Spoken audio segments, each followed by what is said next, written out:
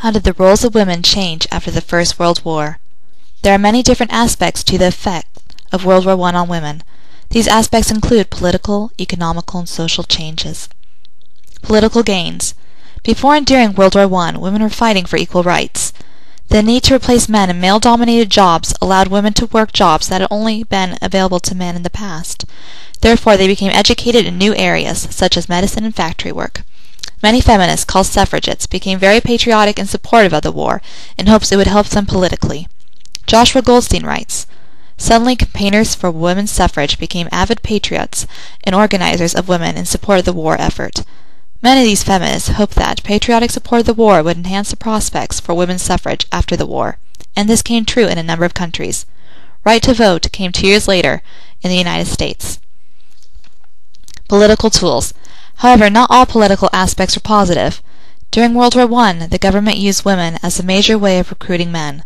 The government used propaganda posters showing women desiring to have them join the military. But this was not the sole way of recruitment. The Order of the White Feather was used throughout Britain as a way of shaming men into enlisting into the army. Economical changes. There are many economical changes regarding women during the First World War. With the lack of men, there was much need in many fields for workers. Some specific fields that in the past had been closed to women were suddenly available. Women were suddenly being employed as bank clerks, ticket sellers, chauffeurs, railroad track walkers, and car wipers and oilers. They were also employed in steel mills, powder and ammunition factories, and airplane works, which was a big change to their previous jobs, which consisted of cleaning, cooking, sewing, child care, and textile work.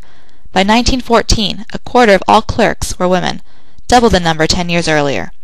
At the outbreak of the war, just over 3 million women were employed in commerce and industry, as said by David Stevenson. However, again, this was not all positive, as many women, especially in Britain, were forced to work in the munitions industry. These women received around half the salary that men were paid. By 1914, there were 212,000 women working in the munitions industry. Munitionettes was the name given to these female workers. Some of these women were also called canaries because of the yellow skin they got by working with TNT. Over 400 of the canaries died as a result of the TNT.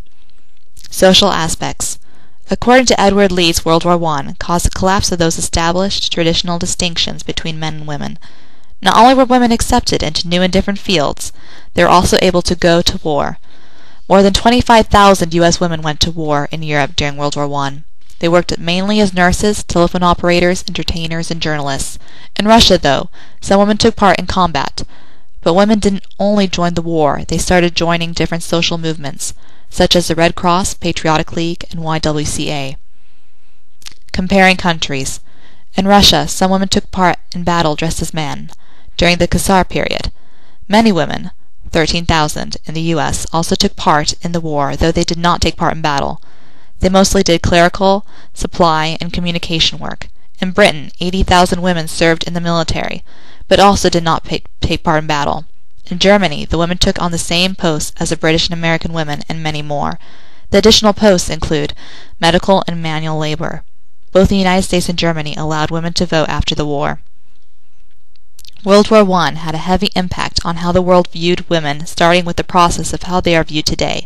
Not only did women gain political freedom and new education, it also enabled them to experience new things that they would have not been able to experience if World War I had never come to be. But the experiences of World War I were not all positive. This included being underpaid, dying of exposure to TNT, and being used as a political tool.